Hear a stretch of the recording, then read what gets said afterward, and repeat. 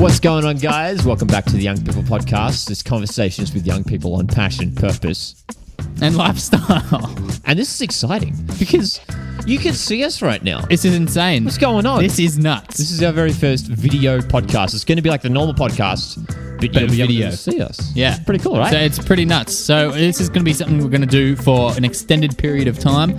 This whole episode is going to be based on motivation, and we've got a lot to talk about, so tune in. Yeah. All right. Podcast boys. Podcast boys. All right, here we are. This is so exciting. This is our very first video podcast. Yeah, man. Which I'm is something... sit up on here, get comfy. That's the thing. Oh, that's the thing. We're going to be like wary of like what we look like, what we're doing. Like, I'm not. We can't do the podcast in our pajamas anymore. You know? Or naked. As we've done plenty of episodes like that, clearly. Yeah. Yeah. But this is something that we've talked about for a while, isn't it? Doing like the video podcast. Oh, like since the beginning. Like it's obviously a big medium, video stuff. And we've always been keen to get on board. Never really got around to it, but now we're doing it. We've got a pretty set. Got a plant. We've got a plant. We've got a plant. Yeah, we've got fake stuff. Plant. Yeah. Djembe. So yeah, let us know how it goes as well. I mean... Yeah, so that's the thing. Give us some feedback. Yeah. I mean, I think with any video stuff, there's always going to be more feedback naturally anyway. So yeah, we're keen to see that. Yeah, that's the thing. But yeah, we've gathered here today in the midst of the cloudy... It is cloudy today. What day is it today? Today is a Thursday. Is a Thursday. The cloudy Thursday of Yamina Beach. Yep. And we're here to drop an episode of the Young People Podcast. Indeed, and a big one. Thanks so much for joining us here. If you're listening to us on our usual platforms, Spotify, Apple Podcasts, wherever you listen to podcasts, go ahead and head to our YouTube, Facebook, Instagram. You can check out our video content because we are currently video streaming this. So we'll have to make sure if we do something in real life, like a movement or something, or show something, that we'll have to like let the podcast, the audio only listeners know what's going on. Yeah, exactly. But yeah, we'll do our best. Alrighty. So what are we going to be talking about today? Well, first of all, before we jump into that, tell us what's been going on with you.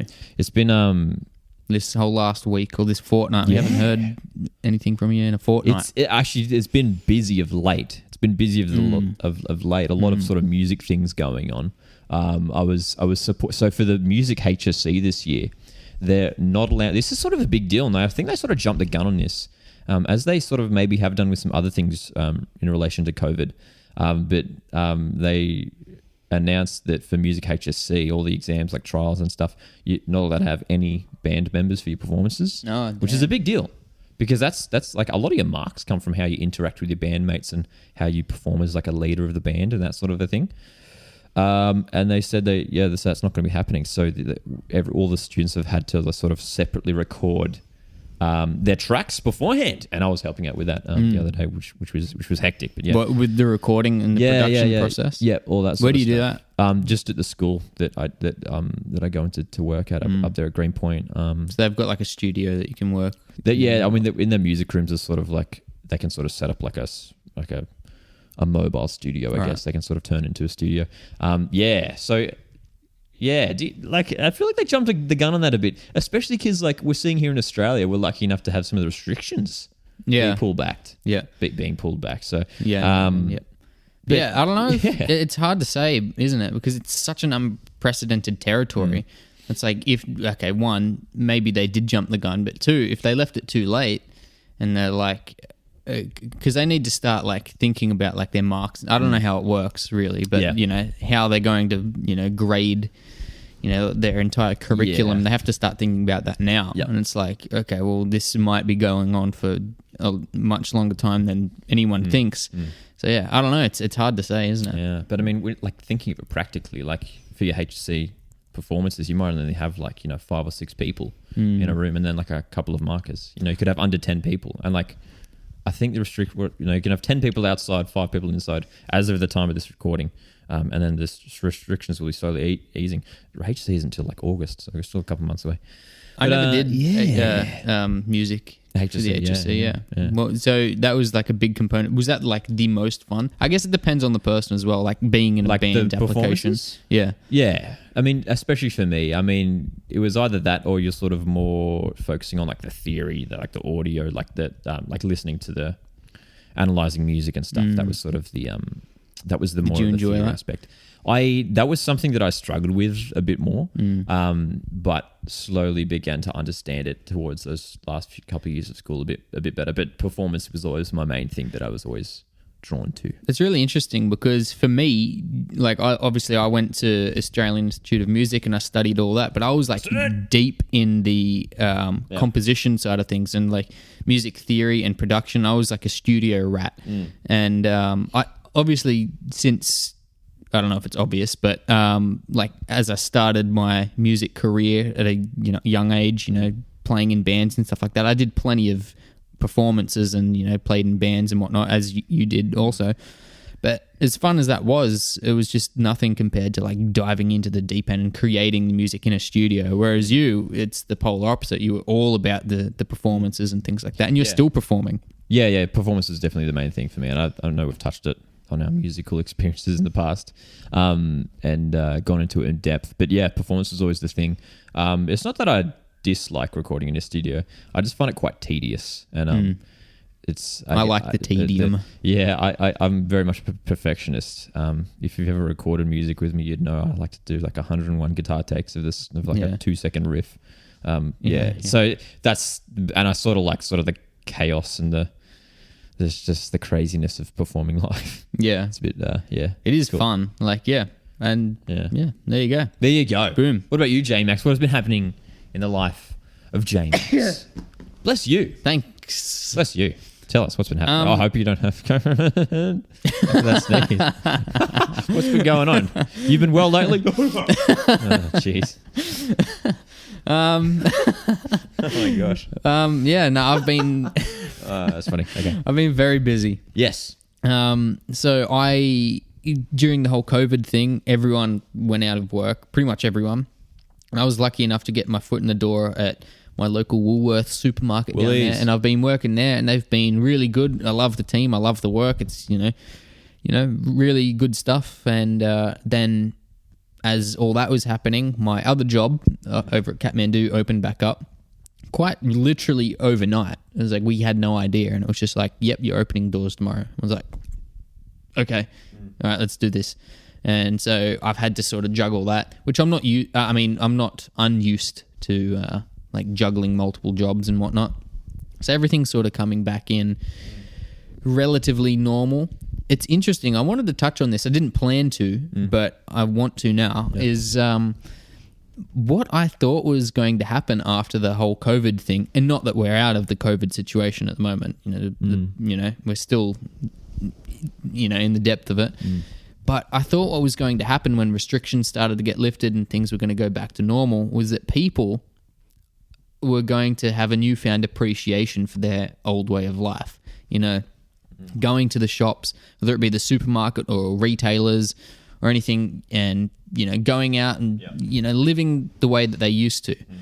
And obviously there's people that don't appreciate other people and have sort of a nasty demeanor about them and the way they go about life. And any retailer would know, retail assistant or anyone that works in that industry knows how difficult people, needlessly, unwarrantedly difficult people can be. And so what I thought was going to happen was people were going to come back and they were going to be a lot more respectful and go, you know what, I should appreciate this more. But I thought it was going to be like a big social experiment for gratitude.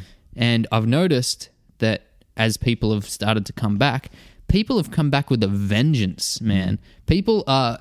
I don't know if I'm just not used to people anymore because I've had some time off from them. Yeah. Or people are literally coming back. But people are treating it like these stores like Kathmandu, for example, which is where I work, have shut down and it's your fault.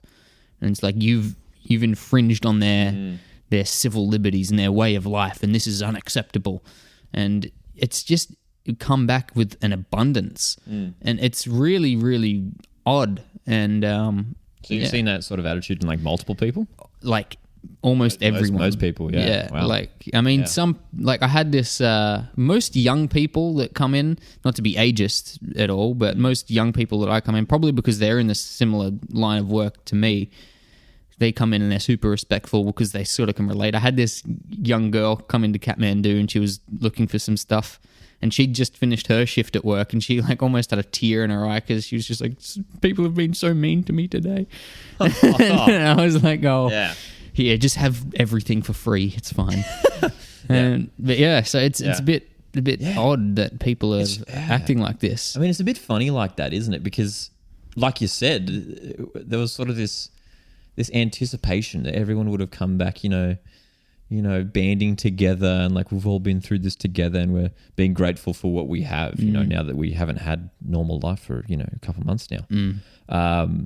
That's interesting, and especially how it's like a lot of people like that. I think what it is, and I touched on this in our last few episodes. If you haven't listened to those, you can go back and listen to it. But a bit of a recap on that was that I compared it to the Australian wildfires, which we had literally just a few months ago, and everyone thought that was going to be the defining, thing of 2020 because it was catastrophic, quite literally catastrophic. And the way people, Australians in particular, reacted to that was they, as you said, banded together and locked arms, and they were very harmonious with the way that they dealt with that situation. And I think the reason for that was because there was one single oppressor that was affecting, everyone, and you can literally fight against it. You can go forward and you can help other people, and you can put out the fires, and there's something that you can do physically, intangibly to affect the outcome of this catastrophic disaster.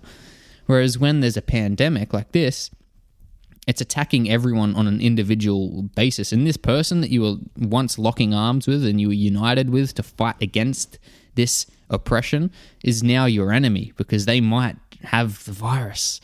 And it's like, oh my God. Yeah. So everyone around you is a potential threat. Yeah. And it's really, really hard to fight against something together when being together is like you're literally having to divide yourselves to protect everyone. Yeah, it's tricky. And so when people come back after being socially isolated, it's like people are just like not used to this new way of life. And I think that's just been really hard for people, especially people that are so used to, living comfortably with retailers and whatnot, and they're having to come back to this, new introverted way of thinking. Yeah, it's weird. Yeah, is working in retail. Have you found that sort of just overall has there been as many people as usual coming back? Like, I wasn't sure because I'm sort of like worried, and I think a lot of people are sort of talking about how like when things start opening up again, cinemas, restaurants, bars, pubs, shopping centers, and whatnot, like there's sort of going to be an explosion of people. Like, have you seen it hectic, busy at all? It's been. We have a capacity of 15 people where we're allowed to no more than 15 people in the store at Kathmandu. Just so you know, that's like a pretty decently large store. Like it's not huge, but it's like, I guess I'd say maybe medium-sized store. Yeah. You could probably usually, is there usually a normal limit? No, there's usually just like, you could probably fit 40 people in there. Yeah, I mean, I don't know if we've really ever had 40 people in the store at one time, but that's big, 15 people is like a limit that we're, it's usually low. Yep. And as soon as there's 15 people in the store, it's like, oh my God, this is, we literally have to stand at the door and say, I'm so sorry, we're at capacity. And some people, usually very, oh, this is ridiculous. Some people are very happy, to just wait, they understand. But to answer your question, is it generally more busy? I would say it's not as busy as it was pre-COVID, but it's certainly getting busier every day. Like I know that some of the cafes have opened up, so you can sit down and enjoy a coffee with multiple people. Yeah, with limited seating. Yeah. But if you were to walk around any shopping center, I know that they've taken away like all the seating, just like the general seating for the most part. And the food courts and everything. Yeah, and the food courts, just, you're scattered around. And it's like, oh, there's a bench there. I'll just take a seat. Yeah. And because they just don't want people to sort of loiter around because, that's how it spreads. Don't want people, if you're going to be here, you got to keep moving, get in and out. That's, I think that's the approach that they're taking, but it's not as busy as it was pre-COVID. Hey, what's your opinion on this whole, I keep hearing it being brought up, and it's like only a recent thing that I've heard, and I find it quite interesting, this whole idea of herd immunity, that like I think I heard something. I mean, I'm just reading random stuff, but something like if at least 60% of the population gets it, we can like defeat it or something. It's herd immunity thing. Like if everyone gets it, we'll be okay or something. Like that's an interesting I haven't, sort of point. I haven't heard that specific term, herd immunity, but I think what it is sort of indicating is the idea of if it reaches its critical mass stage quicker, which is the amount of total people that it can be infected, then the quicker that the pandemic is going to be over, because people are going to either, defeat, the battle with the virus, or they're going to lose the battle with the virus. And hopefully, no one loses it, because that would obviously be a death. But the idea that if everyone just had it and then everyone got over it, then the quicker, we can get back to normal life, which is what, some countries are inevitably doing because they weren't quick enough with their response times and whatnot. I mean, that's a huge ethical debate right there. And I think most countries would opt for the latter, where they would say, no, we're going to ride this out. We're going to save as many lives as possible, but it is going to take a lot longer. I don't know if maybe I'm interpreting that wrong. But yeah, if that's, I mean, it's two sides of the same coin. I mean, you can either play it out really quickly and present yourselves with, potential casualties, or you can ride it out for a long time and try and save as many people as you want. But then the economy is just going to, suffer. It's going to be a big dent in the economy. What's the number one thing that you've missed for you during this time? Soul Origin. You can still get Soul Origin. Well, now that Kathmandu's opened back up, I've got, you can get Soul Origin. Yeah, but I'm not going to drive all the way to Erina Fair, like 30 minutes out of my way. Well, the gym, right? Like usually, of course. Yeah.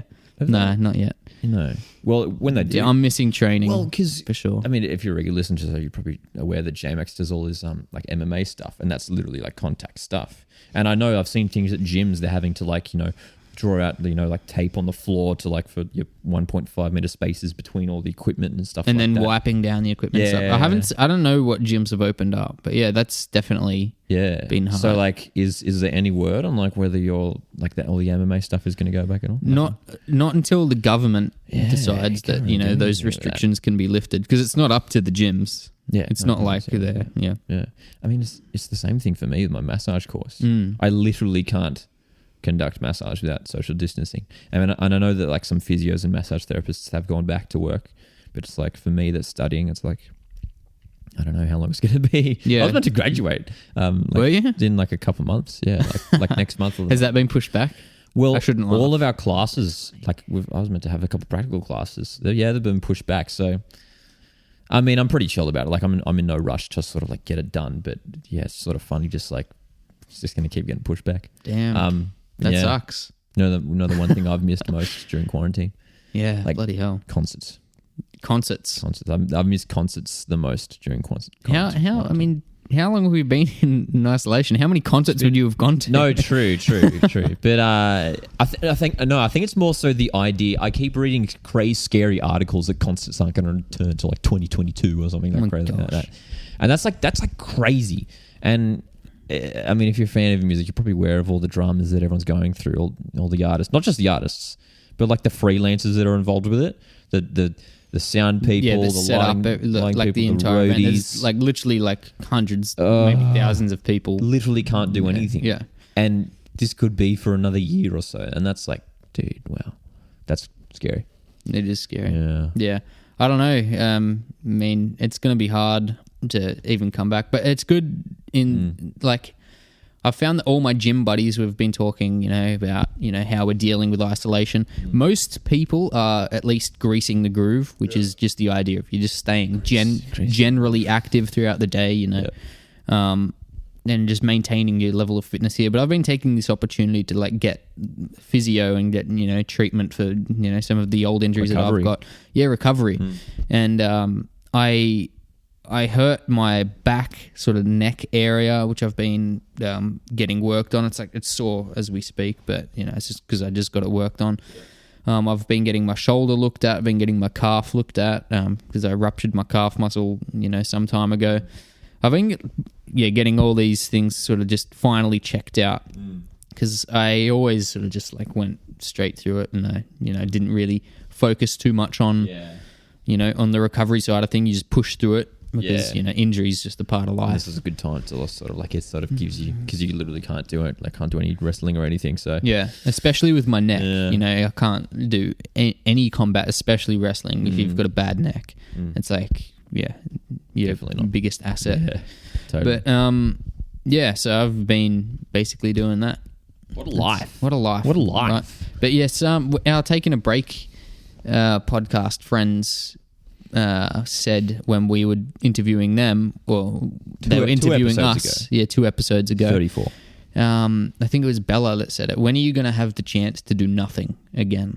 Yeah, so I like that. It's been cool. I mean, I've been ultra busy. I've been working 2 jobs and doing physio, and we're trying to still organize episodes for the podcast and whatnot. Which is, so I've been run off my feet, but it's Anyway, for those of you who aren't run off your feet, when are you going to get the chance to do nothing again? That's right.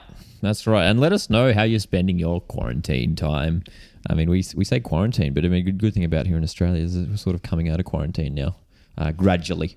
We're very thankful. So, but if you're in a different country, maybe experiencing some we're all experiencing this all together. But I hope you're staying safe. And let us know what you've been up to and how you've been keeping busy in these crazy times. Yeah, boy. Yeah, man. So we had something that we were going to touch on. Max, do you want to talk about it? All right. You've got a piece of hair on your microphone, by the way. I just noticed it. Get that off. See, that's the thing. Like, maybe we would have let that slide in an audio-only podcast because we're filming this at the same time. I wouldn't have. That would have bugged me at the same time, yeah. Anyway, so, we were going to talk about motivation because it's something that's been relevant to us right now. And my thoughts on it, I want to hear what your thoughts are on it because we sort of briefly talked about what I had to say about it, but I don't know what you've got to say about it at all. Yeah, well... But my opinion on motivation is that motivation sucks. Motivation sucks? Yeah. Explain. You want me to go? I want you to explain this. Okay, all right. Motivation sucks. Yeah, man. So my thing is that, like, especially if you're like a gym goer, because most gym goers, whether you're an MMA fighter or you're a bodybuilder or you're a powerlifter or whatever your thing is, most people have this idea that people who work out are super motivated, right? And for the most part, they probably are, right? They, for whatever reason, they've got some neurotransmitter that's dominant in their brain that allows them to, get up and have that big rush of motivation, and they get through it. Yeah. Their workouts, and they get up early, and they, they win the morning, and then they win the day, and things like that. And so people look at those people, whether it be anyone online, like Jocko Willink, for example, or The Rock. If you ever want, a little sprinkle of motivation throughout your day, just go onto The Rock's Instagram. He's just the motivation king. Yeah. But the thing is that I don't think motivation is the key to these people's success, to the people around you or the people on Instagram or anything like that. I think it's drive. I think it's just the willingness to just succeed. And motivation definitely helps.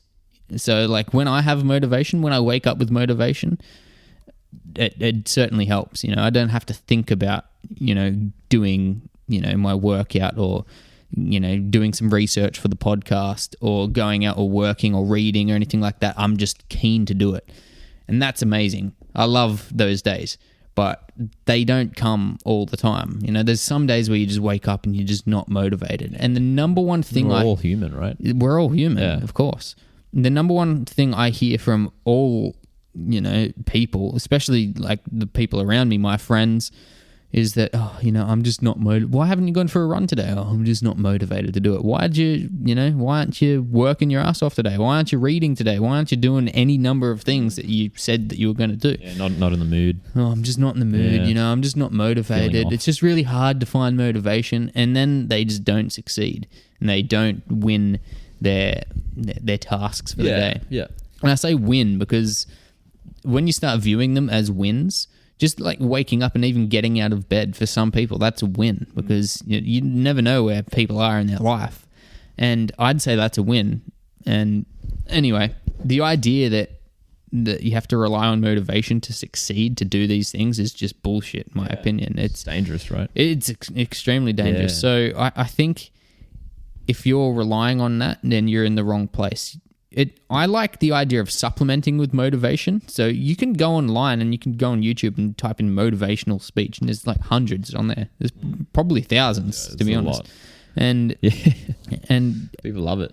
And as I said before, you can go on The Rock's Instagram page, or you can go on Jocko Willink, or even Joe Rogan, or anyone that you like. Yeah. You can supplement motivation from those people. But when you can't, when you're in the car on the way to work and you're tired and your eyes feel like cement and you don't want to, I'm not going to get a chance to work out until later today, and that's just killing you. And quite literally, your cortisol levels are high, and that's a stress hormone that if it's abundant throughout your body for too long, it will literally degrade your health and eventually kill you.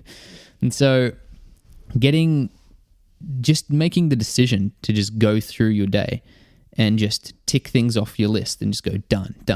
Regardless of how motivated you feel. Yep. And it's an endless cycle when you think about it as well, because you don't do something because you're depressed, but then you're depressed because you didn't do something, that one thing. And it's like it just goes around in circles. And how do you break out of that loop? With a decision. You can supplement with motivation if you want. Motivation can suck you out of that negative feedback loop, but it just comes down to a decision. A willingness. Willingness to just do it. Yep. And I think one thing that you certainly should do, everyone should do, is set a goal. And we've literally done an episode on goals. Super important. Yeah. We've done episodes on goals and comfort zone and all these things, and they all really come back to this idea of just making decisions and just getting out and making a choice for your life. So that's my idea. Yep. And the reason I wanted to bring that up is because we were talking about, and don't get me wrong, I'm not saying that I'm the most, driven, productive guy that you'll ever come across, because the entire reason I'm talking about this is because I've been sucked into that negative feedback loop, especially during this COVID thing. I'm like the quintessential example of someone who's been lazy and unmotivated and just blah. I mean, I've still been working and I've still been doing been like a good little worker, and I'm showing up on time and I'm putting in the hours and things like that. But I think we all need a bit of a motivation boost to suck us out of there, out of that negative feedback loop. And we have to learn how to make those hard decisions. Learn to make your bed when you don't want to make your bed. Learn to work out when you don't want to work out. Learn to read that book and apply that knowledge even when you don't want to, or you feel like it's useless. So I think we all need to do that. Yeah. Tell us about, I know that you've been... Just before we get to me, because I sort of want to stay on that train of thought, just because I don't know if people might find it interesting, but first of all, just briefly, do you feel like you're on a pretty good roll at the moment in terms of like having a good level of drive where like you've got this habit of sort of completing tasks? I'm certainly not where I want to be. Okay. I know objectively that like I have to do something. Because even today I got out of bed late because I woke up super early for some reason. My body just was awake, and then but I was really tired still. I don't know if you've ever had that. It's like, why am I awake? I'm tired. And then I couldn't get back to sleep, and then I slept in, and so I was like, okay, well that's a rocky start to the morning already. But now we're here, we're doing a podcast. We're setting up a video content. That's it. Footage stuff. So that's in that sense, we're getting on with it. I think I'm going to make the conscious effort to just be more productive and be more driven to do things and set goals and tasks to accomplish every day. Yeah. And getting back into that routine. And injury, that's been the big thing for me that's stopped me from getting into the flow of things. I said before that I'm doing physio and whatnot, but I haven't been working out because I've literally been scared of like injuring myself again. And just when I thought I was in a good spot, I hurt myself again, and just literally swimming the other day, like that was part of my recovery, and I just pushed it too far, and I just like hurt myself again. So now I feel like I'm back to square one. So injury can be certainly a big component of, you know, your lack of drive. But yeah, so the question I was going to follow up with from that as well is, like, do you think drive is something that sort of is it a cumulative thing where you can sort of, if you don't necessarily have the motivation, but you make that decision, that you have that willingness to like do the thing, you know, even if it's a difficult thing that you're not really in the mood to do. Do you think that's something that's a habit that you can sort of turn into a mentality, and then the more you achieve it, you can start, it snowballs and it turns into a thing where every time you go to a situation, even if you're not motivated, you've got that willingness and that decision making to do it. Do you reckon that's something that comes with, you know, making that regular decision to keep driving, even if you don't have that motivation? Does that make sense? Mm-hmm. Yeah, I think it makes sense. Yeah. And I would agree for the most part. It certainly does. And again, you don't want to get into the idea that, you know, well, you know, if it's just one thing after the other, one good decision after the other, and that's going to, you know, set me on a motivational train, because then you get this... you're always going to have faults. Because you're always going to have faults. And if you get in the idea that, you know, I've been super motivated because I've been, you know, I made the conscious decision, and now I'm motivated, and now I'm just making, you know, step after step after step. The moment that you take a faulty step and you might slip up, then it's really easy to think, oh, you know, I've made a mistake, you know, I'm back to square one. Yeah, and then you feel like the whole house of cards all useless. Collapsed. And it was like, no, it's inevitable. Like, that's the you know, part of the whole journey. If it were hard, if it were easy, no one would do it. So anyone that's achieved success, and that's the beauty of success, is that it's not easily attained. That's right. It's not about just like, it's not about like how much you achieve. It's more importantly how you bounce back from the negative things. You know, if you're doing all these great things, but, you know, and achieving things and doing things and having that willingness, but then one negative thing completely kills you, then you haven't really. It says a lot about your character. Yeah, that's exactly right. That's exactly right. Yeah. Yeah, 100%. We're going to continue this chat on motivation a bit more after our break. Thanks so much for watching or listening, whether you're on Spotify, Apple Podcasts, or watching us on YouTube or any video platform here. We're going to take a quick break. We'll be back with some more chitter chatter very soon.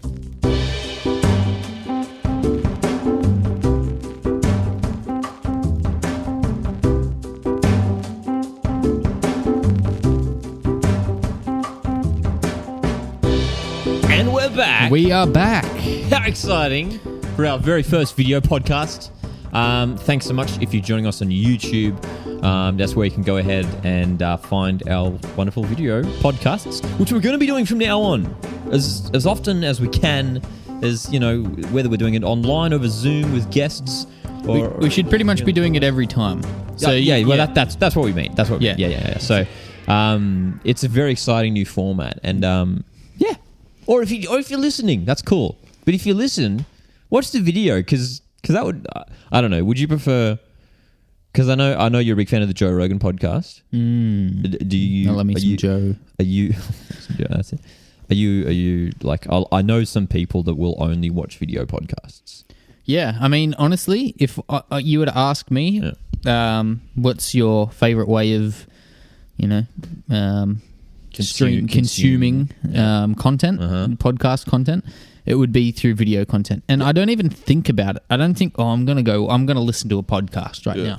I'm going to sometimes when I'm driving, I make the conscious decision, I'm going to listen to a podcast on the way to work today. Or what, you're saying you do that? Sometimes, but for the most part, I'll literally just be at home taking a break from emails or something like that, and I'll just I'll click on the YouTube home button, and I'll just have like suggestions from Joe Rogan, like YouTube suggestions for Joe Rogan's podcast, and I'll just either watch clips or I'll see someone that I like, and I'll watch the whole 3-hour podcast. And I'll break it up into different, you know, it might take me a couple of days to watch it. I'll just leave it there, like leave the tab open, and I'll just go back to it. Yeah, so 95% of my podcast consumption comes from video content. Oh, really? Yeah. 90. There you go. And 90% of that 95% of my podcast consumption comes from Joe Rogan. There you go. Yeah. Hey, I've got something to admit. I have never watched a full episode of a Joe Rogan podcast.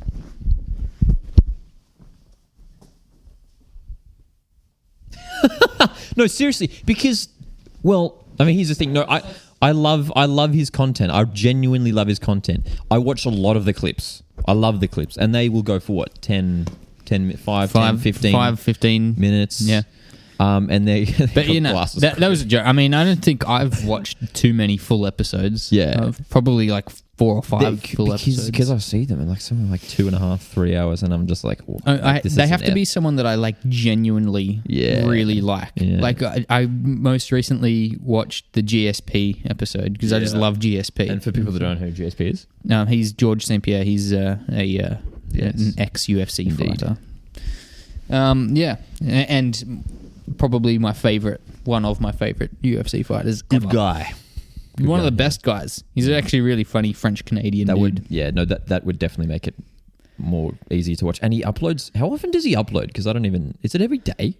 I have no idea, to be honest. He thousands of episodes. Because all of his episodes are like 3 hours long, and he does multiple episodes a day. He'll be on an episode and he'll be literally saying, I was just recording, blah-de-blah just before you, and I'm about to record blah-de-blah after you're gone. I mean, so literally like 9 hours of podcasting a day. That's like Joe's life. We sometimes get burnt out after doing one podcast a fortnight. Yeah. The thing with that is that, where... I don't know about you. I know what my schedule is like, and it's like sometimes I literally don't have time to scratch my head. I'm just so busy just with mundane stuff that has to be done. And with someone, I mean, the dream, honestly, if this was my full-time job, I'd be cranking out episodes all the time. But unfortunately, we're not at that level yet. Not yet. Notice I said yet. Yeah. Anyway, zoom in on your face there. Yeah. So when we're at that level, for sure, I'll be doing 9 hours of podcasting a day. But anyway, what were we talking about? We're talking about motivation. Yeah. If you're listening to the first half, which of course you were, well, you wouldn't just jump to halfway through the podcast. We're talking about podcasts, and it was really interesting how you're sort of talking about the relationship between motivation and drive. And you came up with a bold statement of motivation sucks, which maybe would have shocked some people. But you sort of explained it there, and it makes sense. And it's sort of giving me a bit of a realization as well. And like, I can understand that. And before we sort of addressed sort of how you view motivation and how it affects your life. And I guess I can ssort of like follow up with that as well. A funny thing that I've been doing, well, not that I've been doing, but I sort of go on and off with a lot, is time blocking. Oh yeah, I love time blocking. If you don't know what time blocking is, it's basically where you go into you don't have to use a calendar app. You can use a notebook. You can do whatever. But basically, you section out sections of your day to do specific tasks. So 8 a.m. to 10 a.m. I'm going to do some study and work out here and eat food here. I keep doing that because if you know me, J-Max, I'm a very rigid. I like structure. You're very orderly. Orderly is I'm not rigid, but I like order. Yeah, I do appreciate it. That's fun. I mean, that's I like neatness. My bedroom's very neat, and that time blocking appealed to me. And you could check there's YouTube videos on it out. Search up time blocking. It's really interesting. I think Matt Diavella did one. Did he? Yeah. Yeah, but there's recently. Yeah, there's heaps out there. I keep giving it a try and like being like, this is gonna be great. I'm gonna be so productive. That's the main thing. Is people want to be more productive, so they do time blocking. And it's funny. I do it every couple of months, and it just doesn't work out. It literally lasts for maybe 2 weeks. And I wonder why. But explain. It goes on with the point you were saying before. What we were saying before, how like sometimes one negative thing, if we miss a task, it sort of falls apart. It was like that. There was like one morning where I slept in just a little bit too late, and I missed my first task. And then I pushed that. I would push the task. So if my tasks didn't always line up, which is common, I'd shuffle them around. But they just kept piling up backwards, and then I'd have to move them to the next day. And I was just like, I was like, this is just dumb. And that happens like every time I try time blocking. So what I do now is I don't necessarily do time blocking. I put in events in my calendar for actual things that I actually have to do They're like time-based events if I need to go somewhere or do something. And then I have more of I use the all-day section in the Apple calendars, all-day section to put in like my to-do list. So it's like this day I have to do these things, but I don't necessarily have a strict structured plan. But that was interesting. Going back to sort of the motivation thing, is that every time I sort of failed, even just one day, I like collapsed. Yeah. And I just got into a rut again. You feel like unless it's got to be done, exactly how you planned it out, it's not worth doing at all. Yeah, exactly. It's like you miss something and you're like, oh God. So yeah, that's it's not too crazy to like believe that, because I think a lot of people would be like that. Yeah. Especially perfectionists and orderly people. It's like, it's got to be stringent. It's got to be done, A, B, C. If you miss B, then, you can't go to C. And it's like, I just think it's really funny. Yeah. But you know what I'm saying. So I don't know what the remedy to that is. That's hard. Well, yeah. Well, I think one thing that could be holding you back is that you can fall into the habit of making it too rigid and too structured. I know that Warren Buffett, who was he talking to? I think he was talking to Bill Gates, or Bill Gates was talking about him or something. Right. And they were literally talking about time blocking. And Bill Gates, it might be someone else, I think it was Bill Gates, was talking about how he like structured every minute of his day, literally down to the minute. And and there's 24 hours in a day, and someone like Bill Gates would work a lot of that, not sleep a lot. And then, old mate Warren came in and basically said, he time blocks, but he's literally just got like some tasks that he does. And he's like, all right, these are my tasks, my 5 big tasks for the day, and I can accomplish them anytime I want, but I've just got to make sure I do them. And when you get into the habit of just accomplishing your relatively big tasks for the day, all the little subcategories and subtasks that come under those just naturally start getting done. So, yeah. I think that's one thing that you should probably look into. If you're making it too rigid, like what I used to do, you used to make fun of me for it, and, all our friends, when I was in Australian Institute of Music and I was studying, I had lots of assignments and I had lots of my own personal work and I had lots of, my actual employment that I was, trying to juggle between, and then my own social life, which is important, especially when you're a young person. I literally had alarms set for like every half hour or every hour. Oh, yeah. You remember that? All the time. Yeah, and so if I'd take a day off, all those alarms would still be there, and I'd be hanging out with friends, and every half an hour I'd be like, and it was like DAW. So I've got to like, use my digital audio workstation for an hour, and however, like, and every half an hour it would just go, that's when J-Max is around. If you can hear a phone buzzing, it's like, oh, J-Max is here. J-Max, it's, what is it? Eat lunch, It's literally, I had things like that. And it was just like it worked for a long time because I was, on it. But eventually I had gotten to the same rut as you. It's like I'd miss something and I'd be like, it's all pointless. It's not worth it. And so just don't be as rigid and structured as totally. Just set out some like big goals to achieve for the day. I mean, that's exactly what I've done now. You're putting everything. Basically the tasks that would be timed out, I just put to all day. And if they don't get, it's interesting, if they don't get completed, it also it's an educational experience because it sort of shows me maybe what I'm not as passionate about. Yeah. So it's like, what am I prioritizing? And it's, again, going back to sort of, I like the whole thing about drive and its relation to motivation. It's like, what are you going to complete even if you don't necessarily want to do it? Is something that you said, things that you might not be as passionate about, are those still worth doing? It depends on the context here. But it's like, if you're not passionate about it, is that really a good reason to not do it? It depends on what it is. I've been a big believer of that all the time. Like I hate seeing friends that are in shit jobs that I don't enjoy. So on a big thing like that, but if you're not passionate about like brushing your teeth, for example, brushing your teeth is still worth doing. That's right. Right. Yeah. So on that sort of thing, and when you're talking about the tasks throughout your day, It's like, what are you talking about? Like things that you're not as passionate about, things that you've sort of like swept over to the not doing pile. Yeah, I mean, the main example I can think of is like a lot of my study stuff, because that's not necessarily, that's sort of separate from all my sort of creative stuff, like my music and the podcast and everything. That's sort of, when you look at that, when I look at that stuff compared to like playing music and stuff like that, I'm like, oh, I don't want to do that. But at the same time, it needs to get done. And that's more of like a drive thing, right? Yeah. It's all about, you need to develop that drive to do that.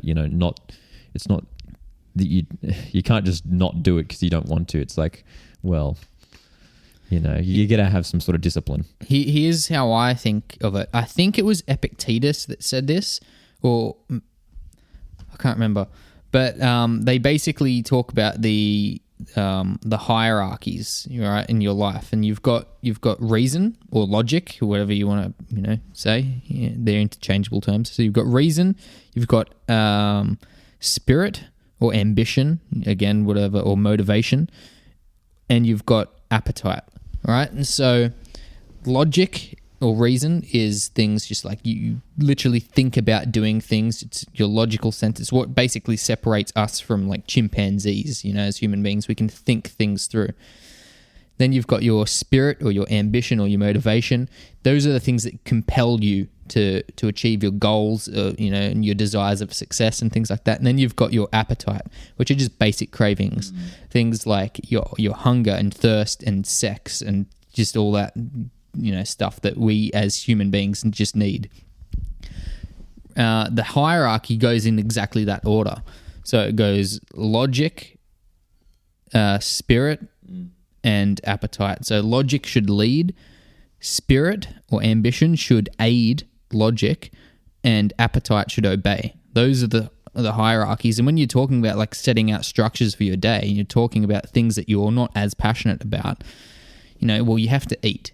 And that's where sometimes people, make their big falls, like, adhering to diets. I don't like the term diet, but, things like that, or just eating healthy in general. And they go, oh, yeah, no, I tried to, but I just love pasta. So, yeah, we all love pasta. It's pasta. It's universally good. But if you fall into that heap, then, and this is getting back to what you were saying. Yeah. You're just setting out your day.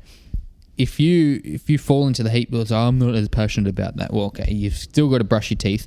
All those things, appetite should obey logic. So your logic says, okay, well, I have to brush my teeth. I have to do this assignment. I have to do all these things that are tedious that I don't want to do. Just get them done, because that's your drive and that's your motivation. So you get those done, and then your motivation or your ambition, you can either supplement that with YouTube videos or surrounding yourself with good people that do drive you and compel you to do these harder things and to strive towards your bigger goals. And if you've got those hierarchies set in order, I've literally got it written on a wall. I wrote it out and stuck it on my wall, and I read that pretty much every day. And that just reminds me to just keep going and keep driving and get myself sorted. And you identify weaknesses pretty quick, I think, in that sense. If it is, eating those, extra donuts or extra cookies or that big bowl of, pasta and not working out, it's like that's weakness. That's when the appetite is taking over. Yeah. Like, people talk about that in like households as well. There's a hierarchy in households, and sometimes like their pet dog is like they've just coddled that and, made it the boss of the house. And the dog literally is like the top tier in terms of the social hierarchy in the household. And you have to retrain everything. It's like, no, the owner is the logic. The children, for example, are the motivation and the drive and the spirit, and the dog is the appetite. And, you can think about it like that. Yep. So anyway, that's my advice. That's a good. I like that sort of that way of thinking and that sort of hierarchy system, and in terms of decision making and achieving things. And I think that's something that a lot of young people can sort of not relate to, but can sort of implement into their own lives.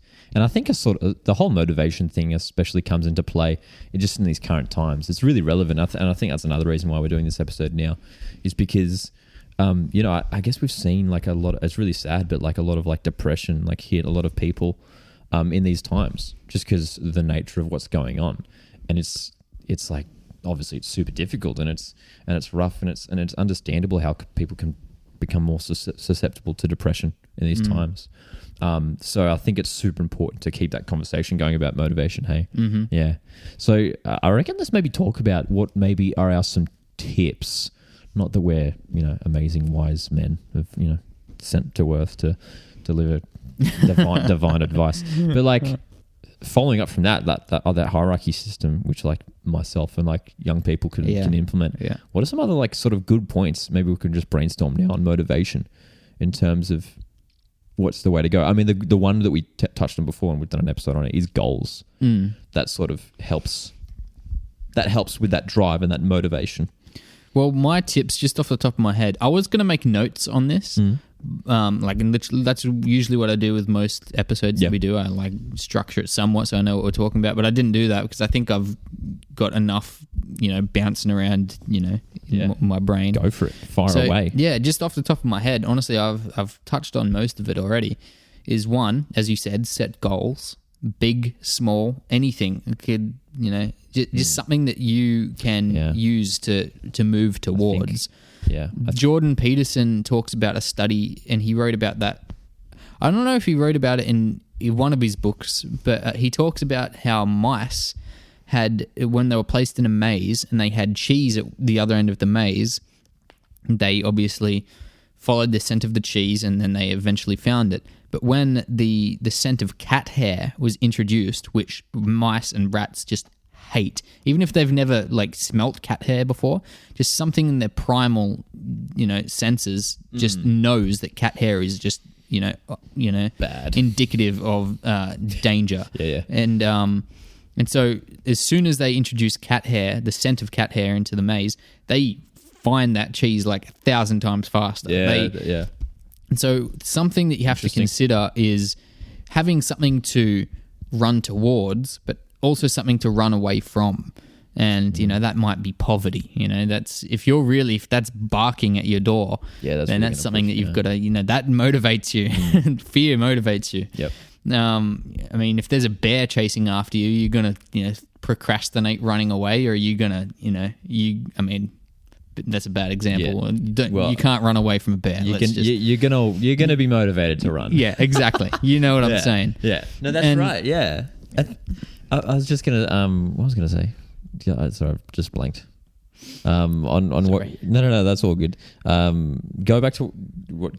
So about like you've got your something to run towards, and you've got something to run away from. Yep. So is that something? No, that's what I was going to say. Yeah, like safety can sometimes kill motivation, right? Yeah, like having that feeling like that you're going to be all right. Even if you fail, that's sometimes a bit dangerous. I mean, it's good to be safe, but sometimes pushing comfort zone comes up again. Comfort zone, which we've done an episode on previously, that comes into play as well. You can sort of stepping out that comfort zone can sort of be that snowball effect to develop that drive. Yeah, can be super important. Yeah, and you get there through your goals. Tom Bilyeu was his wife rather was talking about how she, as she was supporting her husband as he was developing all these companies, and now he's like a billionaire. He's like ultra uber successful, and he's got a cool podcast as well if you haven't checked that out. But she was basically saying that when they were taking big financial risks, putting investments towards companies and things like that, she had to lay out all of the worst case scenarios. It's like a worst case scenario, okay, they go financially bankrupt, Then she said, well, I'm not going to go homeless because I've got family and friends that can support me if that really happens. So I'm not going to be on the street. So that's one thing. And then she laid them all out, and it's like the worst case scenario definitely sucks. Like, let's be real, it sucks. But that's something to run away from. And the worst case scenario still isn't like, a bullet to the head. It's something that is survivable. So I think that's important as well. If you're going to be taking risks, lay out a plan for success, a strategy for attaining that success, and a contingency for potential failures. I think that's just a no-brainer, to be honest. But getting back to what you were saying in terms of like tips and things like that, that was number one. introduce something to run towards, introduce something to run away from, set out a plan for those things. Number 2, I'd say, I was talking about supplementing with motivation. It can be something as simple as going on Instagram or YouTube, or finding people that you would generally like to emulate, people that you inspire you. It could be The Rock. It could be some, I don't know, pick an industry that you're interested in. And, whoever's the leading figure in that industry. Like role models, yeah. Role models, find someone. It could be your dad. It could be your friend. It could be a teacher. It could be anyone. So I'd say that's the next big thing. Supplement with motivation and drive by, and again, they're not the same thing. They're two different things. But by surrounding yourself, at least mentally, with people that inspire you. And the third thing is surround yourself physically with people that inspire you. I've got certain coaches that really, really inspire me, and I see them all the time. And it's like, man, like your technique and your drive and your ability to articulate and these things is just so, beyond me, and that's why you're such a good coach. And their willingness to help out other people.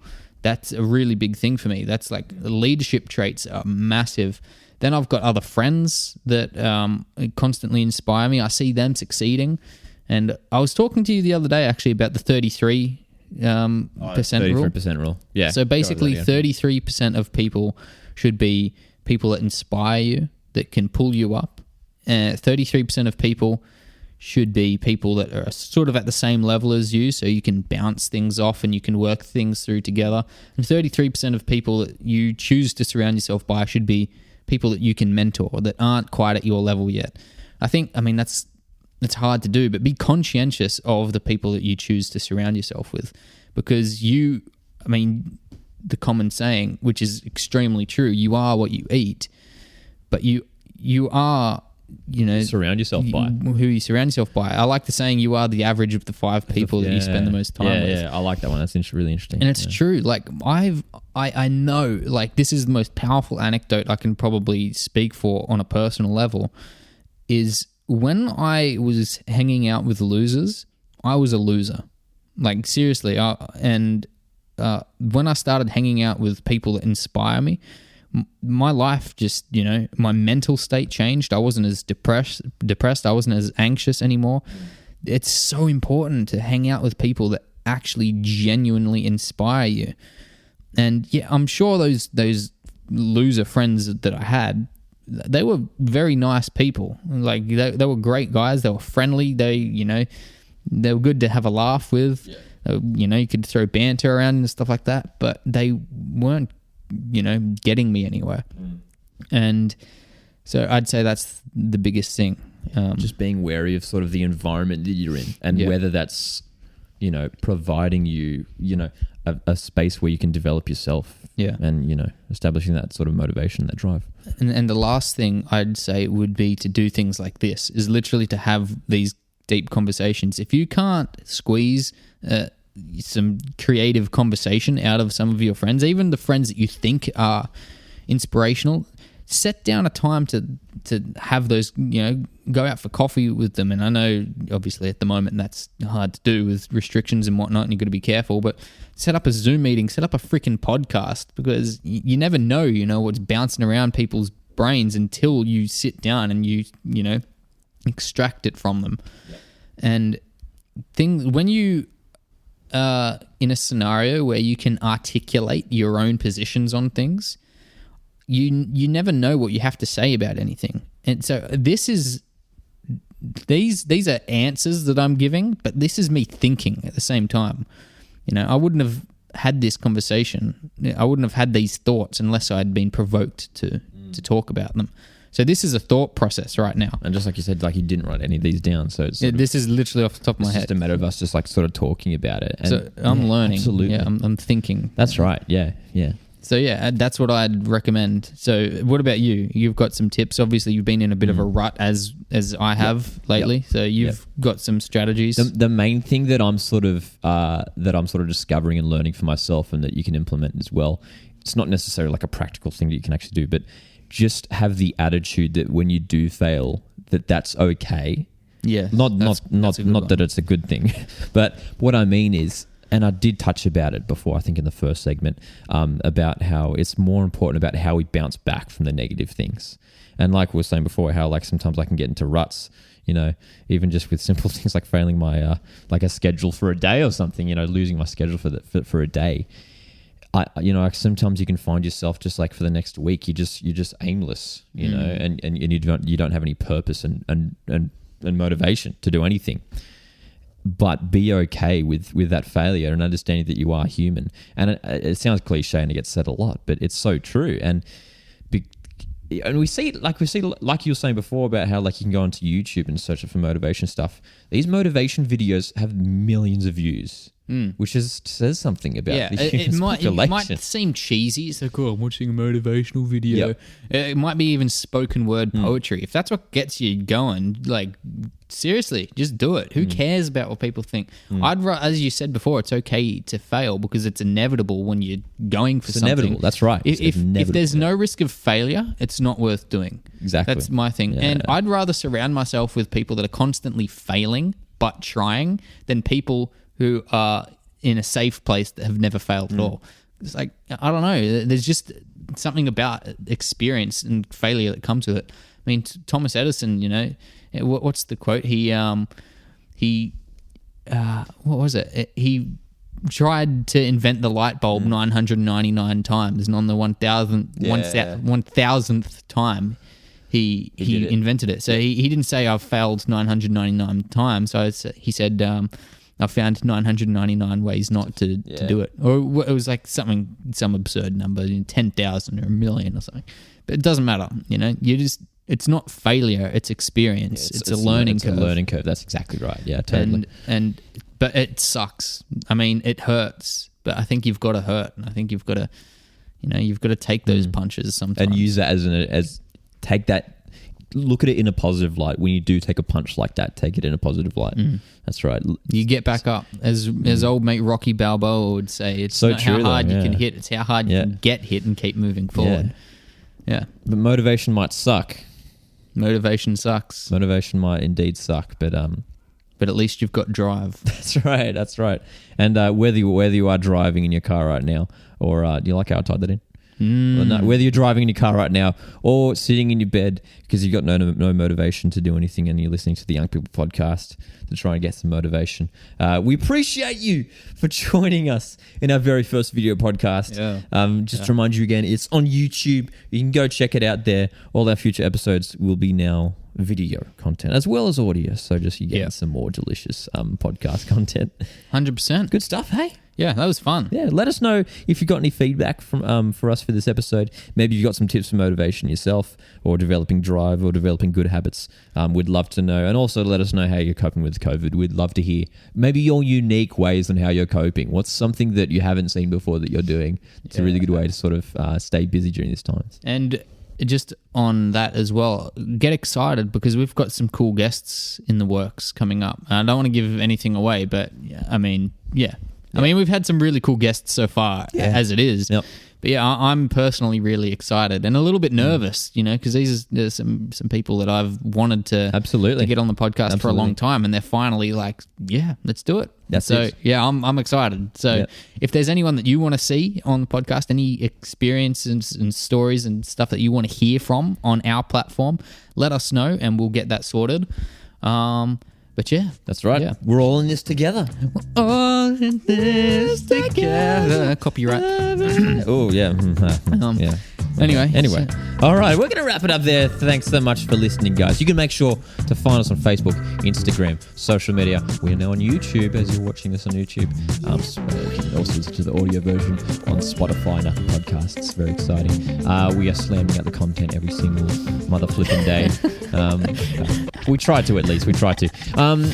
And don't forget, share it around with friends if you have enjoyed it, and let's make this a bit of a party, hey? Yeah, boy. Cool. All right, thanks so much for joining us, guys. We're going to be back in 2 weeks' time with another brain spanking new episode right here on video. We'll see you guys next time. Boom.